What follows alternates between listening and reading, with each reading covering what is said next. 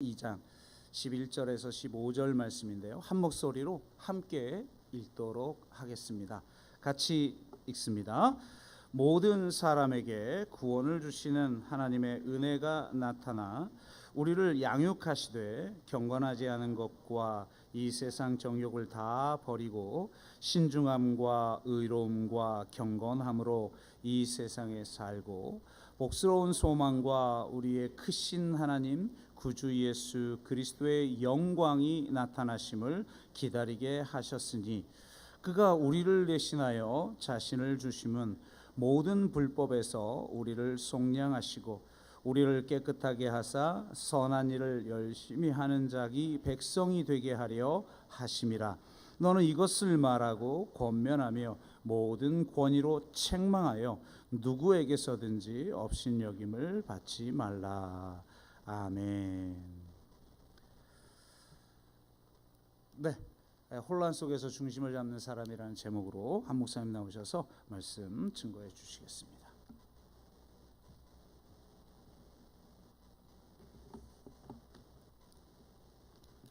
제가 작은 앨범, 그러니까 사진첩 같은 거 갖고 나왔는데요. 잠깐 보여드릴게요. 영국의 평화 선교 여행 갔었을 때 한참 전에 찍었던 사진 이렇게 사진첩으로 모아둔 건데, 이 사진첩 만들 때 앞에 그림을 제가 뭐 하나 선택을 했는데 이게 아마 잘 안 보이실 것 같아서 자막으로 준비했거든요. 자막으로 좀 보여드리겠습니다. 어떤 거냐면 제가 워낙 좋아하는 화가이기도 한데 빈센트 반 고흐의 꽃피는 아몬드 나무라고 하는 1890년대 작품입니다. 워낙 이게 유명한 그림이기도 하고 저도 굉장히 좋아하는 그림이어서 제 작은 앨범 사진첩에 겉표지를 감싸는 그림으로 선정했습니다. 이 그림에 대해서 좀 설명을 드려야 될 것 같은데요. 이 그림은 반 고흐가 그의 동생인 테오, 그 테오가 아이를 출산을 했는데요. 그 아이를 테오가 워낙 그 형인 빈센트 반 고흐를 좋아하고 존경하고 사랑하니까 아이의 이름을 빈센트라는 이름으로 짓거든요. 그래서 그 빈센트가 이제 출산하고 그것을 어떻게 보면 축하해주기 위해서 그린 그림이 바로 이 꽃피는 아몬드 나무입니다. 아몬드 나무가 봄철에 가장 일찍 피는 꽃나무라고도 해요. 그래서 이 그림을 그렸고 이 그림을 테오가 자기 아이를 위해서 아이의 침대 머리맡에 직접 붙여놨다라고 합니다. 아마 아이가 자라면서 저 그림을 보면서 자랐겠죠. 자기 동생을 굉장히 아끼고 사랑하는 마음에 그 동생의 아이가 출산한 거를 축하하면서 보내준 그림인데 이 부분을 좀 여러분들한테 자세하게 설명을 드려야 제가 왜 오늘 설교 처음에 이 얘기를 했는지 좀 이해가 되실 것 같아요. 고흐에게는 5명의 동생이 있었습니다. 첫 번째가 고흐고, 둘째가 여동생인 안느고, 세 번째가 바로 오늘 지금 언급드린 테오거든요. 반 고흐가 워낙 이제 그림을 좋아하지만 뭐 그림을 그려서 가게에 도움이 되는 게 아니라 오히려 그림을 팔지 못해서 돈도 못 벌고 뭐 어떻게 보면 또 정신적으로 문제도 있고 막 이러다 보니까 동생들은 다 싫어했다라고 해요. 그래서 거의 뭐 가족이지만 돌보지도 않고 찾아가서 만나지도 않고 그랬다라고 합니다. 근데 유일하게 이 셋째 동생인 테오가 반 고흐를 인정해주고 그리고 지지해주고 그리고 특별히 그가 계속해서 그림을 그릴 수 있게 물신양면으로 또 응원하고 지지해주고, 그러면 그림을 그리려면 또 돈이 많이 필요하는데 그것들 다 후원했던 사람이 이 동생 테오입니다. 그래서 어떻게 보면 반 고흐가 테오에게 그리고 테오가 자기의 형인 고흐에게 편지를 써서 주고 받았는데요. 평생 동안 모두 777통의 편지를 서로 주고 받았대요. 그 편지의 내용이 이렇게 쭉 적혀놓은 것이 책으로 출간이 됐는데 반 고흐 영혼의 편지라고 하는 책인데 거기에 보면 두 사람이 주고받은 편지의 내용이 쭉 나옵니다. 편지의 내용에 보면 반 고흐가 평상시에 많이 괴로워하고 힘들었을 때 혹은 뭐 지쳤을 때 아니면 정말로 이런 그림에 대해서 고민할 때 이렇게 편지를 썼던 내용에 대해서 테오가 받고 또 답장하고 뭐 이런 내용들이 자세하게 적혀 있었습니다. 여러분 한번 생각해 보세요. 여러분 주변에 가족들이나 지인들 중에 여러분의 고민이나 어떤 개인적인 약점이나 어떻게 보면 또 상처나 괴로워하는 문제들에 대해서 누군가한테 이야기를 나눈다라고 하면 그 사람은 어떤 사람이에요? 굉장히 소중하고 친한 사람입니다. 그렇지 않으면 자기 얘기를 할 수가 없지요.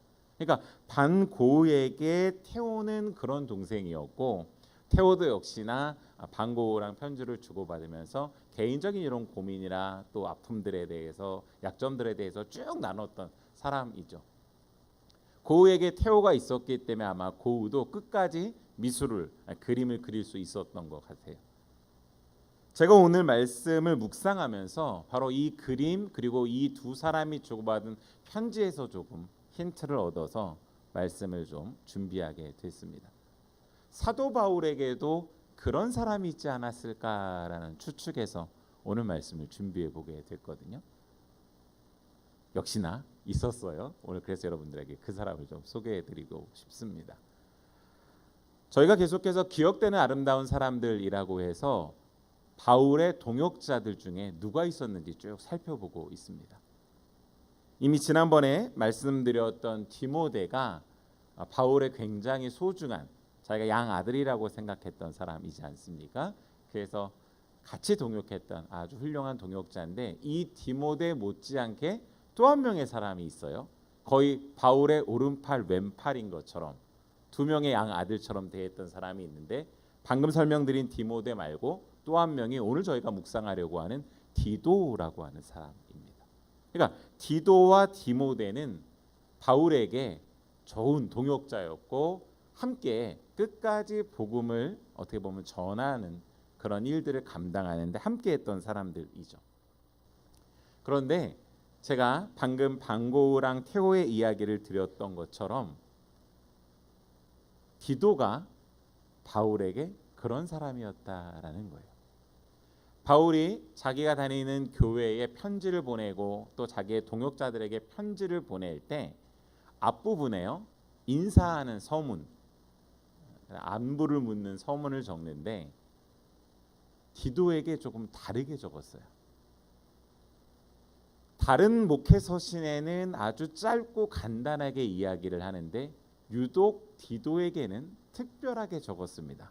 그것을 저희가 좀 유추해 볼 수 있기 때문에 살펴보기를 원하는데요. 여러분 한번 성경책 있으니까 펴보시면 좋을 것 같아요. 디모데전서 1장 1절에서 2절입니다. 디모데전서 저희가 한번 지난번에도 설교 때 같이 묵상하면서 살펴본 내용인데요. 디모데전서 1장 1절에서 2절 제가 읽어드리겠습니다. 새 번역입니다. 우리의 구주이신 하나님과 우리의 소망이신 그리스도 예수의 명령으로 그리스도 예수의 사도가 된 나 바울이 믿음 안에서 나의 참 아들이 된 디모데에게 이 편지를 씁니다. 이렇게 적혀 있습니다. 자, 근데 디도서 볼까요? 오늘 저희가 읽은 본문은 디도서 2장인데요. 바로 앞장인 1장을 보겠습니다. 1장 1절부터 4절까지예요. 디도서 1장 1절부터 4절 제가 새 번역으로 읽어드립니다. 하나님의 종이요 예수 그리스도의 사도인 나 바울은 하나님의 택하심을 받은 사람들의 믿음을 일깨워 주고 경건함에 딸린 진리의 지식을 깨우쳐 주기 위하여 사도가 되었습니다. 나는 거짓이 없으신 하나님께서 영원 전부터 약속해 두신 영생에 대한 소망을 품고 있습니다. 하나님께서는 제 때가 되었을 때에 하나님의 이 약속의 말씀을 사도들의 선포를 통하여 드러내셨습니다. 나는 우리의 구주이신 하나님의 명령을 따라 이것을 선포하는 임무를 맡았습니다. 나는 같은 믿음을 따라 진실한 아들이 된 디도에게 이 편지를 씁니다. 하나님 아버지와 우리 구주 예수 그리스도께서 내려주시는 은혜와 평화가 그대에게 있기를 빕니다. 아멘. 자, 여러분, 분량에 좀 차이가 있죠? 똑같이 중요하게 생각하는 두 아들이라고 하는 디모데에게도 편지를 쓰고 디도에게도 편지를 썼는데 아까 읽어드렸던 디모데 전서의 내용은 굉장히 짧잖아요. 간단합니다. 분량으로도 비교를 해드려 볼게요. 디모데 전서 후서가 있으니까 전체 합치면 대략 10장 정도 되는데 그 중에 이렇게 안부 인사를 묻는데 짧게 2절밖에 되지 않아요.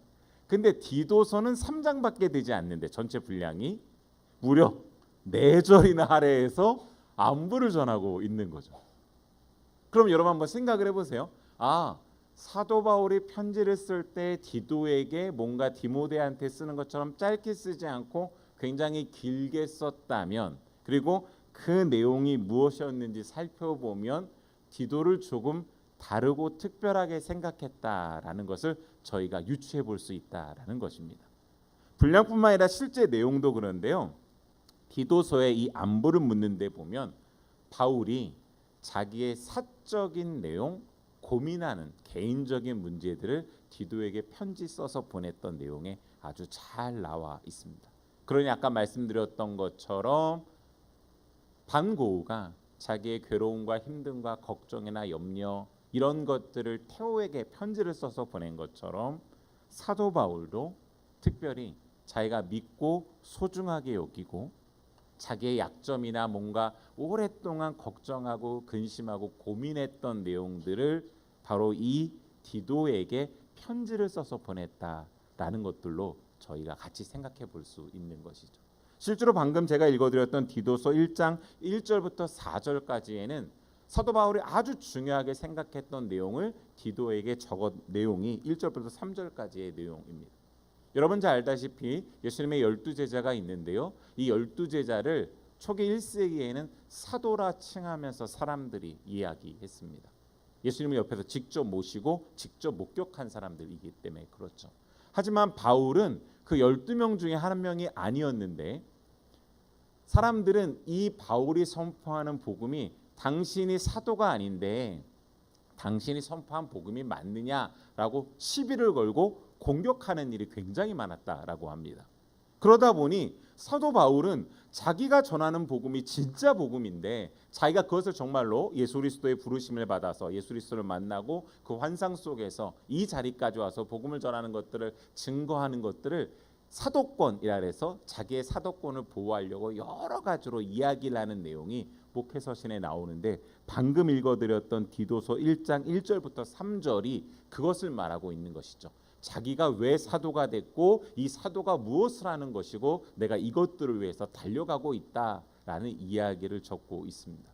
그러니 자기가 개인적으로 그렇게 고민했던 그리고 많은 사람들한테 방어하고 변론하려고 했었던 이 사도권에 대해서 디도에게 자세하게 적는 것이라면 이 디도를 소중하게 아끼고 자기의 고민들을 나누는 어떻게 보면 그런 동역자로 생각했다라는 것들을 저희가 유추해 볼 수 있는 것이죠. 자, 그래서 여러분들과 오늘 이 디도에 대해서 깊이 묵상하면서 사실 디도가 직접 한 말은 성경에 적혀 있지 않습니다. 그러나 바울이 디도를 어떻게 생각했는지 저희가 오늘 같이 설교 초반에 생각해 보고 있는데 그렇다면 바울이 디도에게 하나하나 자기의 개인적인 고민과 그리고 또 신학적으로 갈등하고 정말로 세상 속에서 증거하고 싶었던 내용들을 쭉 설명한 이 디도서의 내용들, 그 편지들을 보고 정말 그것을 이해할 만한 사람이기 때문에 그런 편지를 썼지 않겠습니까? 그래서 저희가 그 내용으로 디도를 묵상을 하면서 하나님, 저희가 세상 이 혼란한 중에 디도처럼 중심을 잡고 진리를 살아내는 그런 사람으로 살겠다라고 결정할 수 있는 축복의 시간 되기를 간절히 축원합니다. 꼭 그렇게 되셨으면 좋겠습니다. 이제 말씀 속으로 자세히 들어가 보도록 할 텐데요. 방금 제가 말씀드렸던 것처럼 디도는 바울에게 믿을 만한 사람이었어요. 여러분 생각해 보세요. 믿을 만한 사람한테 내가 어떻게 하는지 가만히 생각을 해보면 믿을 만한 사람이기 때문에 뭔가 부탁하거나 요청할 때 조금 어려운 것도 맡길 수 있는 것이죠. 왜요? 믿을 만한 사람이니까 그 사람이 잘 정리하고 뭔가 그것들을 갖다 해결해 줄 수 있기 때문에 어려운 문제도 맡길 수 있는 겁니다. 그래서 실제로 바울은요, 디도를 그렇게 생각을 해서 어려운 문제들을 요청을 많이 했습니다. 그 내용들을 좀 저희가 살펴보고자 하는데요. 갈라디아서 2장입니다. 여러분 성경책 있으면 좀 찾아봐 주세요. 갈라디아서 2장 1절부터 3절까지 내용입니다.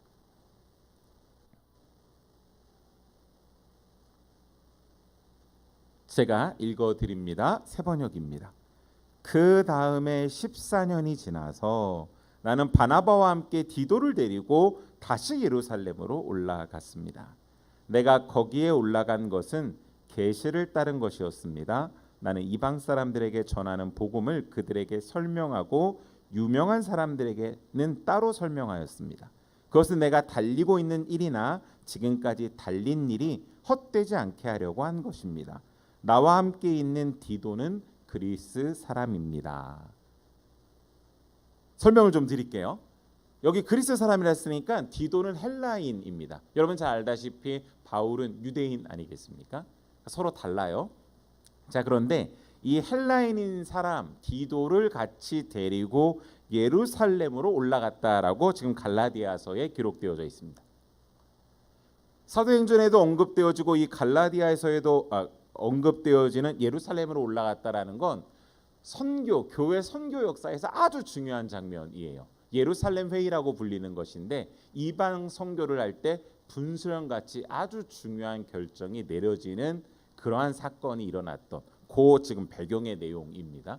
그래서 바나바와 바울이 그 예루살렘으로 올라가게 된 것이죠. 어떤 일이 있었냐면 유대인 기독교인들이 헬라인 기독교인들이 예수님을 믿는데 자꾸 자신들의 율법으로 말미암아 뭔가 제재를 가하고 그렇게 따르지 않으면 네가 그리스도를 믿는 게 아니다라고 복음을 뭔가 자꾸 왜곡시키고 혼란시키는 일이 발생을 했습니다. 그러니까 이런 것들을 갖다가 잘 정리하기 위해서 이방인들에게 선교하고 하나님의 놀라운 구원의 역사를 맛봤던 바나바와 바울이 올라가서 이 회의를 통해서 아주 중요한 결정들을 하게 되는 것이죠. 자, 그런데 여러분 그때 누가 함께 올라갔다고요? 오늘 말씀 보니까 갈라디아서 2장 2절에 나오죠. 디도를 같이 데리고 올라갔다라는 겁니다. 혼란하고 굉장히 처리해야 된 중요한 문제에 디도를 같이 요청해서 데리고 올라간 거예요. 자, 왜 디도를 데리고 올라갔는지는 제가 나중에 설교 후반부에 설명을 드리도록 하겠습니다. 그러니까 굉장히 중요한 자리에 굉장히 중요한 동역자로 생각하고 동료로 생각하고 데리고 올라갔다라는 것이죠. 실제로 바울이 그렇게 얘기해요. 이건 제가 여러분한테 읽어드리겠습니다. 고린도후서 8장 23절에 이렇게 적혀 있어요. 디도로 말하면 바울이 직접 얘기한 거예요. 그는 내 동료요 여러분들을 위한 내 동역자입니다. 그리고 그와 같이 간 우리 형제들로 말하면 그들은 여러 교회의 심부름꾼들이요 그리스도의 영광입니다. 이렇게 기록되어져 있습니다. 그러니까 바울이 디도를 자기의 동료요 동역자라고 생각하면서 각 교회마다 여러 가지 문제가 생겨서 이것들을 갖다가 뭔가 처리하고 관리하고 해결해 줄 수 있는 믿을 만한 사람으로 교회의 일꾼들로 심부름꾼으로 디도와 함께하는 사람들을 보낸다라고 표현한 것이죠. 점점 더 느낌이 좀 오시죠? 바울이 디도를 어떻게 생각했는지. 실제로요 이 외에도 굉장히 많이 있습니다. 바울의 3차 전도 여행 동안에 디도가 뭐를 전달을 하냐면 그 당시에 고린도 교회에 많은 문제가 발생해서 이거를 빨리 처리했어야 되는데 그 고린도 교회에 편지를 적어 보내거든요. 바울이요. 근데 그 편지를 누가 전달하느냐? 누구일까요? 바로 디도입니다. 그러니까 굉장히 고린도 교회에 중요한 문제가 발생했는데 바울이 이것들을 갖다가 그죠 정리하고 좀 처리하기 위해서 편지를 써 보내는데 여러분 그냥 디도의 손에 들려서 디도가 전달만 한 게 아니라 지난번에도 제가 설명을 드렸지만 당시에는요 편지를 가서 사람들 앞에서 대독을 해요. 읽어주면서 이 문제에 대해서 그죠 혹 이 편지에 대해서 궁금한 것을 질문하면 잘 설명을 해줍니다. 바울의 그 뜻과 내용들을 조금 더 말하면 복음이 말하는 뜻과 내용들을 정확하게 알고 있지 않으면 설명할 수 없는 것인데 이 역할을 누구한테 맡긴 건가? 디도에게 맡겼다라는 것이죠. 조금 더 설명드릴게요. 그 이후로 디도는 드로아에서 바울을 만나기로 했는데 드로아에서 못 만나게 되죠. 그러면 그냥 뭐 다음번에 전해야지 이럴 수도 있는데 마케도니아까지 가서 바울을 만나서 고린도 교회 이 문제가 이렇게 정리됐습니다라고 보고한 사람도 디도였습니다. 그뿐만이 아니라 이렇게 디도가 바울이 요청하는 것들에 대해서 민첩하게 대응하고 반응하면서 움직이고 복음의 진리를 아주 잘 설명하고 처리하고 관리하니까 부탁을 하게 돼요.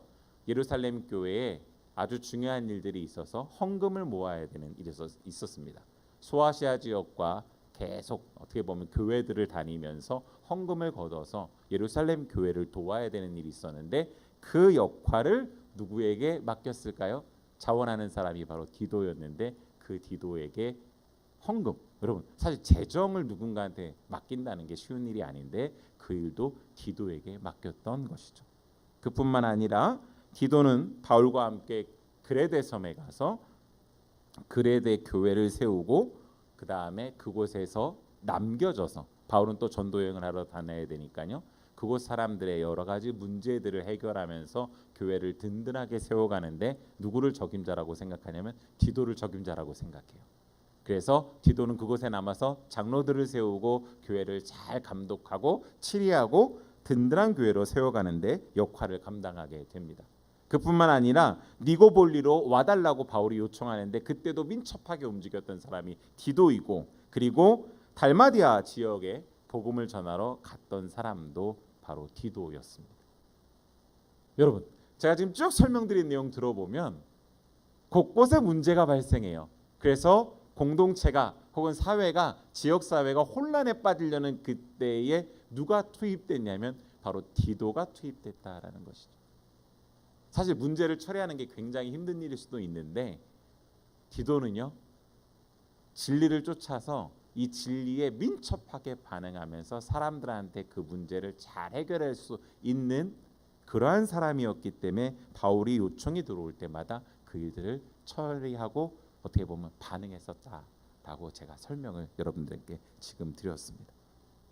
어느 정도로 혼란했었는지 문제가 많았는지 그레데 교회를 통해서 좀 여러분들한테 설명드리고 싶습니다. 디도서 1장 12절부터 16절에 보면 어떤 문제들이 있었는지 하나 나와요. 그게 뭐냐면 거짓 교사들이 이 그레데 교회에 침투해서 잘못된 가르침을 가르친 겁니다. 특별히 그 잘못된 가르침으로 말미암아 도덕적으로 타락하는 일이 발생했어요. 그냥 누군가가 죄를 짓는다 이 정도면 그렇게 심각하지 않았겠죠. 그런데 또 디도서 1장 10절부터 11절까지의 내용들을 살펴보니까 교리적으로 그러니까 복음 사도 바울이 사람들한테 가르치고 선포했던 예수 그리스도와 관련된 아주 중요한 복음에 대해서 어떻게 보면 이것을 심각하게 혼란을 일으키는 이단이 침투한 겁니다. 그러다 보니 그 공동체 안에 엄청난 문제가 발생한 거예요. 사람들은 서로 거짓말을 하고 교회의 질서가 무너지기 시작하고 성도들이요 타락한 삶을 살면서 올바르게 사는 것이 아니라 어떻게 보면 자기의 삶이 막 무너지는 일들이 발생을 한 겁니다. 그래서 성경에 계속 그 사람들이 어떤 문제를 일으켰는지 내용들이 나오는데요. 그 내용들을 보니까 정말 심각할 정도로 공동체가 무너지고 있었던 것입니다. 그래서 디도로 하여금 이 모든 내용들을 잘 정리하고 교회를 굳건히 세워나가라고 디도서의 내용들로 목회의 지침을 주면서 이것을 누가 가장 잘 실천하고 사람들한테 설명하고 사람들을 이끌 수 있었는지 바울은 디도라고 판단했기 때문에 그 디도에게 편지를 썼던 것이죠. 그 중에 이제 저희가 읽었던 오늘 2장 11절부터 저희가 좀 묵상을 해보기를 원합니다. 자, 여러분 11절 한번 펴보시고요. 제가 여러분들에게 새번역 성경으로 읽어드리겠습니다. 모든 사람에게 하나님의 구원의 은혜가 나타났습니다. 아멘. 이렇게 적혀 있습니다. 자, 이게 무슨 의미인지 여러분 이해하셔야 이 말이 왜 중요한지 알지 않겠습니까? 당시의 좀 배경을 설명을 드리면 당시에는 유대인들은요 배타성이 있었어요. 자기네들이 선민의식이다라는 생각이 있다 보니 자기가 예수를 믿고 난 다음에도 그 거짓 교사들이 그렇게 가르치는 거예요. 나는 선민이니까 다른 사람들보다 특별해라고 구분을 짓고 다른 사람들을 배타시키는 그런 행동들을 했다라는 것입니다. 근데 유대인들의 이 배타성만 있었던 것이 아니라 고대 근동에 당시 그 사람들한테는 어떤 문화적인 배경이 있었냐면 문화적인 차별을 두는 차별성이 있었어요. 그러니까 너는 노예고 나는 만약에 귀족이다라고 하면 누리는 문화가 다르니 너와 나는 그저 어떻게 보면 존재 자체가 다르다라고 편가르기하고 혐오하는 이러한 어떻게 보면 문화적인 차별성이 아주 깊이 뿌리 내려 있었습니다. 근데 그것이 그레데 교회에도 막 나타났던 것이죠. 하나님의 구원은 모두를 위한 것이죠.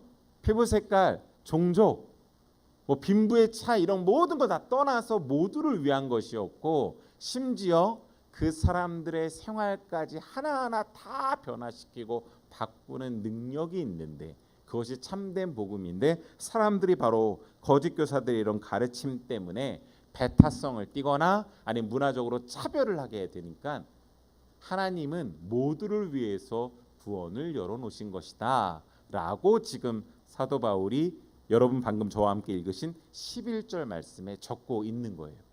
그러면서 이 모두를 위한 것이 하나님의 은혜다라고 아주 요약해서 선명하게 표현을 하고 있습니다. 여러분 당시의 유대주의적인 배타성과 그리고 문화적인 차별성에 대해서 이미 디도는 그것이 복음적이지 않다라는 것을 경험한 사람이었기 때문에 이 경험을 잘 설명할 수 있는 디도한테 바울이 이 얘기를 하고 있는 것이죠. 다시 말하면 하나님의 은혜를 진짜 맛보고 하나님의 은혜를 주변 사람들한테 잘 설명하면서 이끌 사람이 디도였기 때문에 방금 하나님의 은혜에 대해서 설명하는 겁니다. 자, 그러면서 12절 한번 주목해 보세요. 제가 12절 읽어 드릴게요. 그 은혜는 우리를 교육하여서 거짓 교사들이 잘못 가르쳤기 때문에 제대로 가르치는 것을 보여줄 필요가 있지 않습니까? 복음은 하나님의 은혜는 진짜 우리로 하여금 제대로 가르친다라는 겁니다. 그래서 복음을 하나님의 은혜를 제대로 교육받으면 이란 뜻입니다. 그 다음에 이렇게 써 있습니다. 경건하지 않음과 속된 정욕을 버리고 지금 이 세상에서 신중하고 의롭고 경건하게 살게 합니다. 아멘. 이렇게 적혀 있습니다.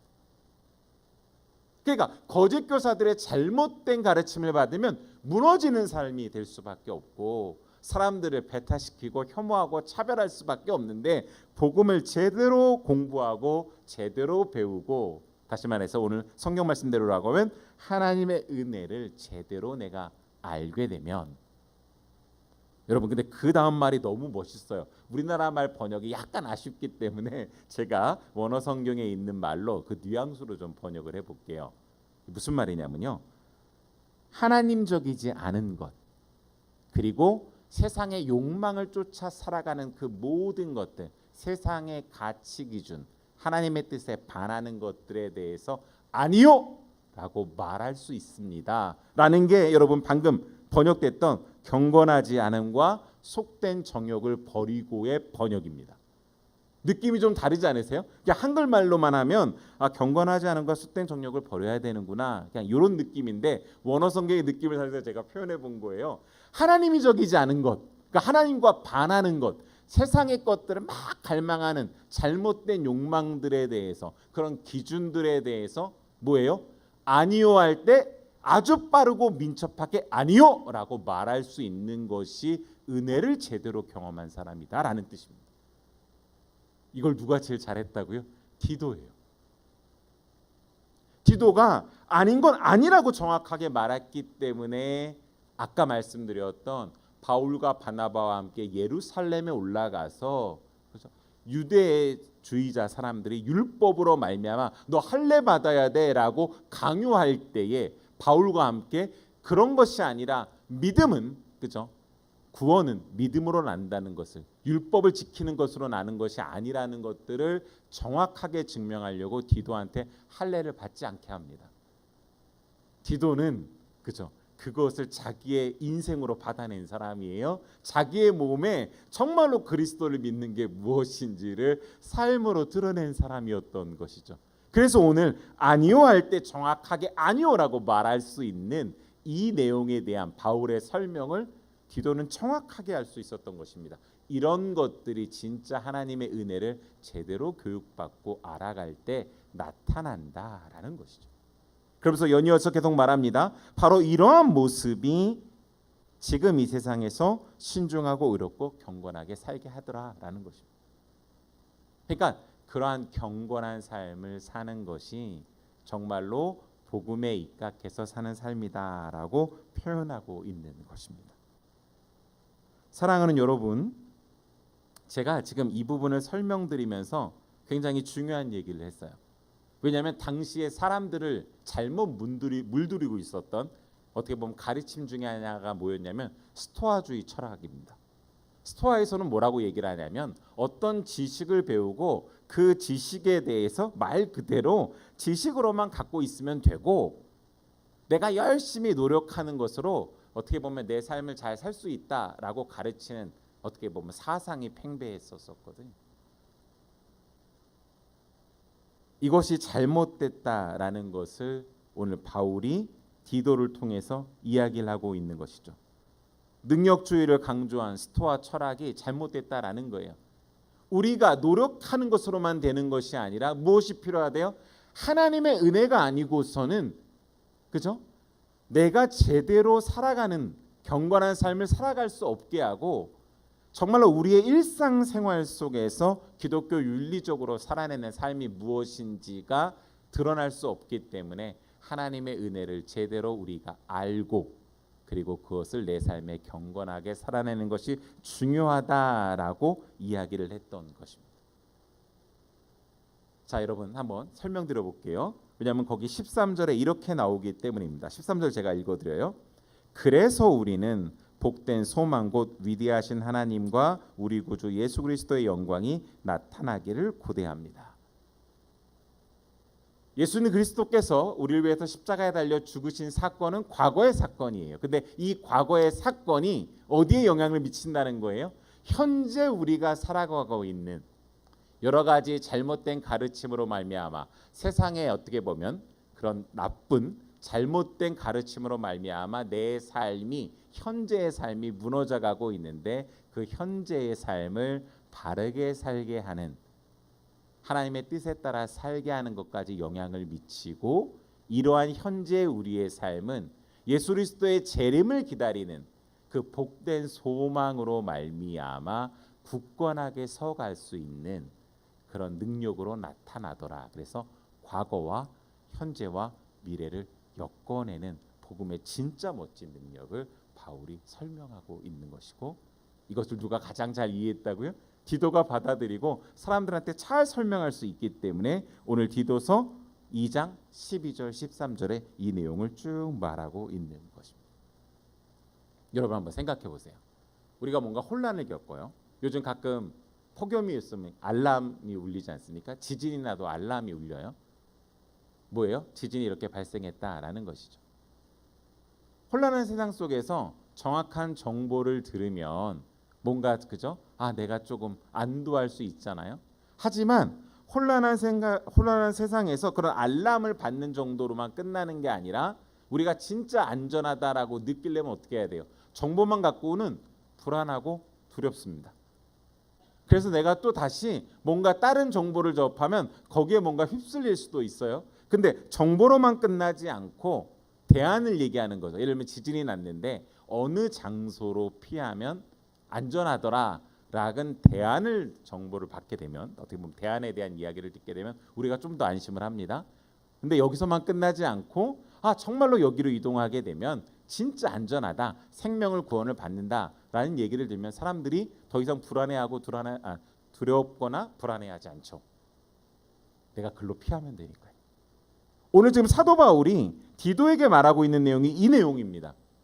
혼란한 세상, 당시 그레데 사람들이 잘못된 거짓 교사들의 가르침으로 말미암아 일상생활이 무너지고 공동체가 무너지고 교회가 무너지고 있었는데 복음이 하나님의 은혜가 우리를 어떻게 그죠?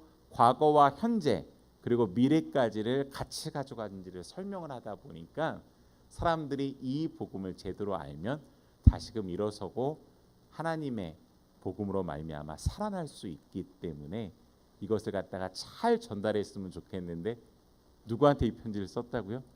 디도한테. 디도가 이 내용을 잘 이해하고 혼란스러운 세상에서, 혼란한 그 상황에서 명확하게 진리를 붙잡고 진리에 민첩하게 반응하면서 그 혼란한 상황을 잘 정리할 수 있기 때문에 디도로 하여금 이것을 사람들에게 전달하고 관리하고 이끌라라고 설명을 한 것입니다. 우왕좌왕 눈치 보고 다시금 어떻게 보면 사람들이 혼란을 느끼는 그 상황에서 복음이 그리고 진리가 디도를 통해서 선포되어져서 사람들이 더 이상 우왕좌왕하지 않고 바른 길로 갈 수 있었다라는 내용이 제가 지금 첫 번째 설명을 드린 내용입니다. 사랑하는 여러분, 왜 혼란한 세상에서 우리가 진리에 민첩해야 되는지 오늘 바울이 디도에게 권면하는 내용을 보고 우리가 알게 됩니다. 저와 여러분들이 진리에 민첩한 사람이 됐으면 좋겠습니다. 그때만이 우리의 인생뿐만 아니라 이 공동체가, 이 사회가 혼란할 때 어디로 가야 되는지 정확하게 알 수 있다라는 것이죠. 이제 말씀을 좀 정리하면서 여러분에게 나머지 14절 15절을 좀 설명을 드리고 싶은데요. 자, 14절 15절 제가 읽어드리겠습니다. 새 번역입니다. 그리스도께서는 우리를 위하여 자기 몸을 내주셨습니다.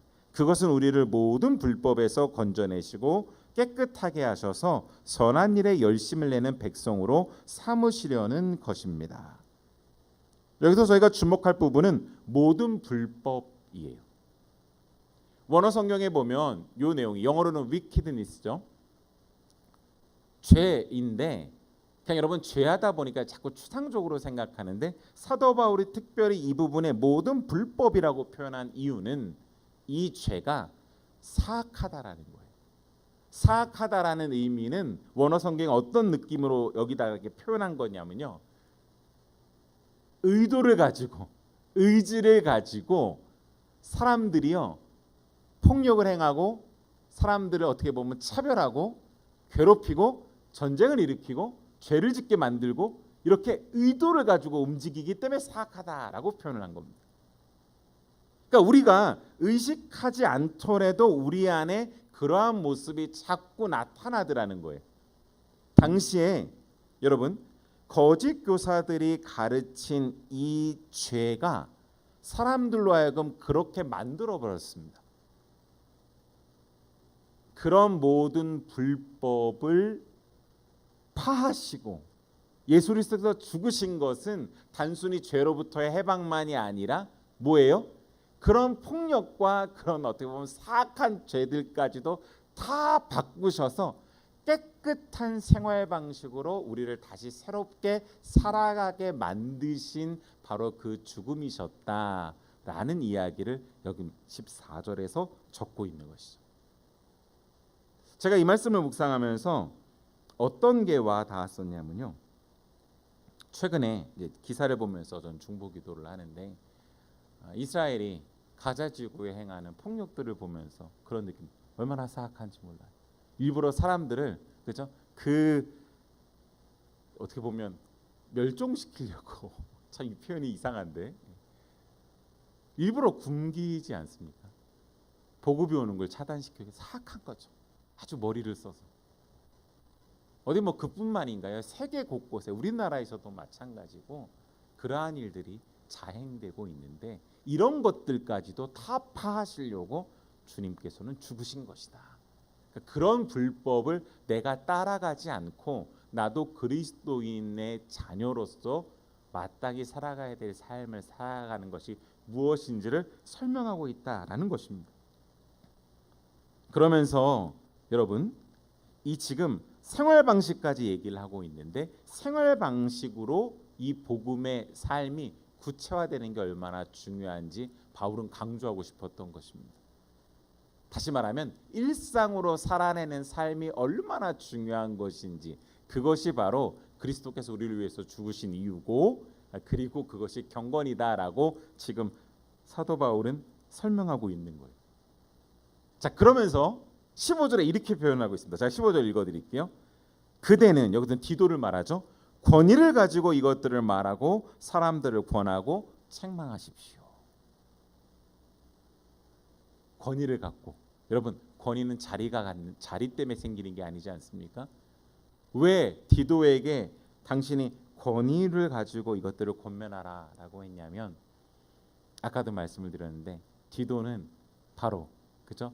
그리스도 하나님의 그 은혜가 어떻게 자기를 구원했고 자기의 삶을 변화시켰는지 몸으로 할례받지 않으면서 증명을 해낸 사람이고, 그리고 디도가 실제로도 진리에 민첩하게 반응하면서 삶으로 살아낸 사람이기 때문에 바로 디도에게 이것을 맡긴 것이죠. 사랑하는 여러분, 권위는 살아낸 삶으로부터 나오는 줄 믿습니다. 어떤 직분이나 직함이 아니에요. 내가 그걸 살아냈기 때문에, 복음의 능력이 그에게 있기 때문에 그것을 사람들이 삶으로 보여지고 경험하기 때문에 그가 말할 때 듣고 함께하게 되고 움직이게 되는 것이죠. 그래서 바울은 디도에게 그렇게 한 것입니다. 이 내용이 갈라디아서 2장에 있는데 여러분들이 만약에 시간이 되실 때 한번 읽어보시면 좋겠어요. 제가 한 부분을 읽어드릴게요. 나와 함께 있는 디도는 그리스 사람이지만 할례를 강요받지 않았습니다. 몰래 들어온 거짓 신도들 때문에 할례를 강요받는 일이 있었던 것입니다. 그들은 우리를 노예로 만들고자 하여 그리스도 예수 안에서 누리는 우리의 자유를 엿보려고 몰래 끼어든 자들입니다. 우리는 그들에게 잠시라도 굴복하지 않았습니다. 그것은 복음의 진리가 언제나 여러분과 함께 있게 하려고 하는 것입니다. 아멘. 이렇게 기록합니다. 갈라디아에서 지금 나온 내용이거든요. 디도와 함께 이것을 복음으로 살아냈던 바울은 디도가 그렇게 사는 것을 너무나 잘 알고 있었기 때문에 디도가 그레데 사람들의 이 혼란한 모든 문제들을 잘 정리하고 진짜 복음이 무엇인지 설명하면서 다시금 교회를 재건하고 든든하게 세워갈 수 있기 때문에 디도에게 이것을 맡겼던 것이죠. 이것이 바로 경건하게 사는 삶입니다. 그리고 디도가 그렇게 경건하게 살아갔던 사람입니다. 오늘 말씀에도 나오는 경건이라는 단어가 여러 번 나오는데요. 헬라어로는 유세베이아라는 단어입니다. 이 단어가 특별히 성경에 쓰일 때는 용법이 좀 있습니다. 어떤 때 사용되냐면 그리스도인이 어떤 존재인가를 묘사할 때 이 단어가 주로 등장을 해요. 무슨 말이에요? 그리스도인이 어떻게 살아가는지에 대한 이야기를 할 때 주로 경건이라는 이 유세베이아라는 단어가 등장하더라라는 겁니다. 신약 성경에 특별히 목회 서신에 총 10번이 이 경건이라는 유세베이아라는 단어가 쓰이는데요. 그 중에 디도서에 한 번 나와요. 여러분, 목회 서신이 굉장히 많은데 10번밖에 안 나오는데 그 중에 디도서에 한 번 나오더라는 거죠. 그뿐만이 아니라 파생된 부사가 유세보스라는 단어인데 이게 성경에 딱 2번 나오거든요. 근데 그 중에 한 번이 어디에 나오냐면 디도서, 오늘 저희가 방금 읽었던 2장 12절에 나오는 것이죠. 제가 왜 이렇게 여러분 요 용법을 강조해 드릴까요? 경건이라는 단어가 그죠? 그렇게밖에 안 쓰였는데 이 경건의 의미를 정확하게 알고 있는 디도가 그죠? 디도서에 2번 나오니까 정확하게 이게 무슨 말인지 이해하고 그가 삶으로 살아낸 사람이기 때문에 바울은 디도를 통해서 이 말이 잘 성도들에게, 사람들에게 전달되기를 원했다라는 것입니다. 성경학자들이 경건에 대한 연구를 해보니까요, 경건에는 이 2가지 의미가 담겨 있다라고 합니다. 첫 번째, 창조 질서에 주의를 기울이는 믿음에서부터 생겨난 삶의 태도다라는. 하나님께서 어떻게 창조하셨고 하나님이 어떤 뜻과 계획을 갖고 만드셨는지에 대해서 그들이 삶으로 믿음으로 받아서 살아내는 삶의 방식이 경건이더라라는 겁니다. 또 뭐라고 적고 있냐면 신의 뜻을 아는 지식에 일치하는 삶을 가리킨다라고 설명하고 있습니다. 왜 그럴까요? 그들이 예수 그리스도를, 하나님을 두려워하고 경외하기 때문에 하나님이 어떤 분이신가 신의 뜻 그것을 아는 지식과 일치하는 삶을 살 때 경건이다라고 표현했다라는 겁니다. 자, 저희가 여기서 한 가지 아까 따로 읽어드렸던 디도서 1장 1절부터 2절을 좀 주목해서 봐야 되는데 이 부분만 제가 설명드리고 말씀을 마치도록 하겠습니다. 제가 디도서 1장 1절부터 2절 읽어드릴게요. 하나님의 종이요 예수 그리스도의 사도인 나 바울은 하나님의 택하심을 받은 사람들의 믿음을 일깨워주고 경건함에 딸린 진리의 지식을 깨우쳐 주기 위하여 사도가 되었습니다. 아멘. 이렇게 적혀 있습니다. 자, 여기서 저희가 주목해야 될 단어예요. 경건이라는 게 나오잖아요. 경건함에 딸린 혹은 경건함에 속한 이렇게 번역되는데 이 단어가 전치사 카타입니다. 헬라어 카타인데 요거가 여기서는 지금 속한 딸린이라고 번역되는데 본래 뜻은 훨씬 더 선명한 뜻은 뭐냐면 표준이라는 뜻을 함축하고 있어요. 그러니까 이거를 제대로 다시 번역을 해본다면 이런 느낌이 되겠죠. 진리의 지식이라는 거에 진짜 표준. 그러니까 그 사람이 진리를 정말 알고 있고 살아가고 있는지의 그 표준이 드러나는 게 뭐라는 거예요? 경건이다라는 겁니다. 경건한 삶을 살고 있다라는 뜻은 그가 진리를 표준으로 삼고 살아가더라라는 의미가 방금 사도 바울이 디도에게 편지 쓰면서 경건에 딸린 진리의 지식을 깨우쳐라고 표현한 이 부분입니다. 목회서신에서 말하는 경건이라는 것은 그리스도를 아는 지식에서 생겨나는 새로운 삶의 양식입니다. 추상적이고 이론적인 차원에서만 머무는 지식이 아니라 뭐라고요? 구체적이고 실천적이고 생활적인 단어다라는 의미입니다. 그걸 가장 잘하는 사람이 누구였어요? 바로 디도였고 그런 디도를 통해서 글에 대해 혼란스러운 정말 해결하기 어렵다라고 여겨지는 문제를 해결하면서 교회가 든든히 세워져 가기를 바울은 원했기 때문에 디도에게 그 편지를 쓴 것이죠. 실제로 글에 대해서 잘못된 가르침으로 말미암아 금욕적인 행습을 강조하고 자유방임주의적인 생활이 이루어지고 망령되고 서로 다투고 허용된 말을 하고 그리고 부도덕한 생활에 빠져 있었던 이런 복잡한 문제를 디도를 통해서 해결하면서 나아가는 일들이 진행되어졌던 것입니다. 사랑하는 여러분, 나는 지금 내가 믿고 있는 진리가 내 일상의 표준으로 나타나고 있는지 점검해 보셨으면 좋겠어요. 제가 오늘 말씀을 준비하면서 저와 여러분에게 도전하고 싶은 내용입니다. 내가 진리를 안다라고 생각하는데 나는 그 진리를 믿고 있는지, 그리고 진리를 믿는다는 것은 단순히 진리를 그냥 아는 것이 아니라 진리로 살아내는 것인데 그것이 내 삶 속에 그렇게 역동적으로 능동적으로 나타나고 있는지 이 무더운 여름에 한번 점검해 보자라고 해서 이 말씀을 드렸습니다. 사랑하는 여러분, 새로운 삶은 어떻게 보면 일상에서 나타나지 않는 것은 예수를 믿고 새로운 삶이라고 표현할 수 없다라고도 감히 말씀드릴 수 있습니다. 오늘날 한국 교회가 이 혼란한 세상에서 무기력한 이유가 뭘까요? 저는 오늘 말씀을 준비하면서 여러 가지 다른 설명도 가능하겠지만 바로 그리스도인답게 사는 그 삶의 이 경건의 능력을 상실했기 때문이 아닐까라고 조심스럽게 생각해 보게 됩니다. 말씀을 마치겠습니다. 20세기의 독일을 대표하는 물리학자가 있습니다. 이름이요 카를 프리드리히 폰 바이츠제커인데 너무 이름이 길죠? 그냥 바이츠제커라고 말할게요. 이 사람이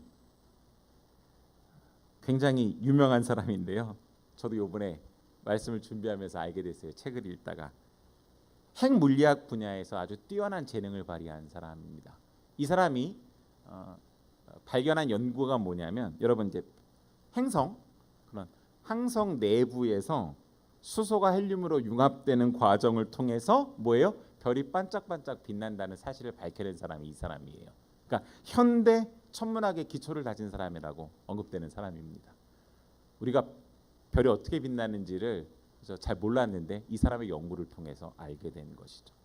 그런데 2차 세계대전 당시에 이 사람이 독일 나치가 행하는 핵무기 개발에 참여하게 됩니다. 그러면서 엄청난 충격을 받게 되죠. 자기의 연구의 지식이, 자기가 그토록 열정을 갖고 쏟았던 그 지식이 잘못된 데 사용되는 걸 보고 엄청나게 충격을 받는 거예요.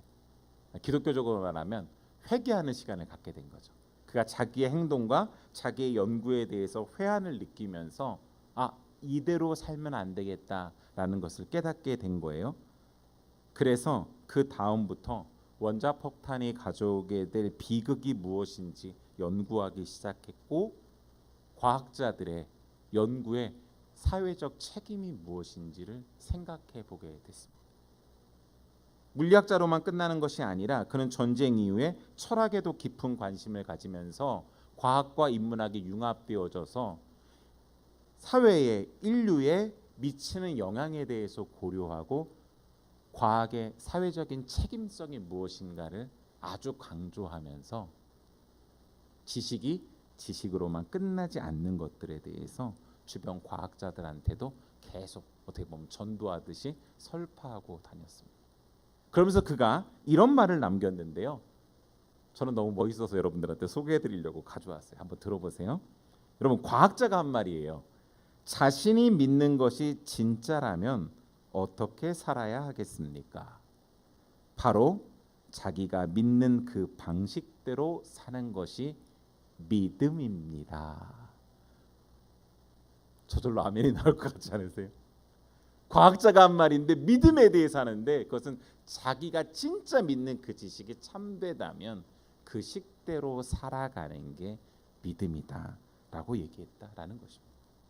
사랑하는 여러분, 오늘 디도는 우리에게 우리를 살리신 예수 그리스도, 그래서 우리가 믿는 예수 그리스도를 따라 실천하는 진짜 경건한 삶에 대해서 도전하고 있습니다. 혼란한 세상에서 중심을 잡고 살아가려면, 그런 진짜 삶을 살지 않으면 우리의 삶은 그 혼란 속에 휩쓸릴 수밖에 없습니다. 진리에 민첩하십시오. 그리고 사악하고 불법적인 하나님에 반하는 것들에 대해서는 명확하게 아니라고 말하십시오. 그리고 그 진리를 일상에서 살아내는 삶으로 나아가십시오. 이것이 혼란한 세상에 진리의 중심을 두고 사는 삶인 줄 믿습니다. 저와 여러분이 그러한 삶 사는 아름다운 믿음의 사람 되기를, 그래서 기억되는 사람들 되기를 간절히 축복합니다. 아멘. 우리 말씀을 기억하면서 오늘 함께 찬양하고 싶은데요. 여러분 너무 잘 아시는 찬양이에요. 세상의 유혹 시험이라고 하는 이 찬양인데, 오늘 말씀을 기억하면서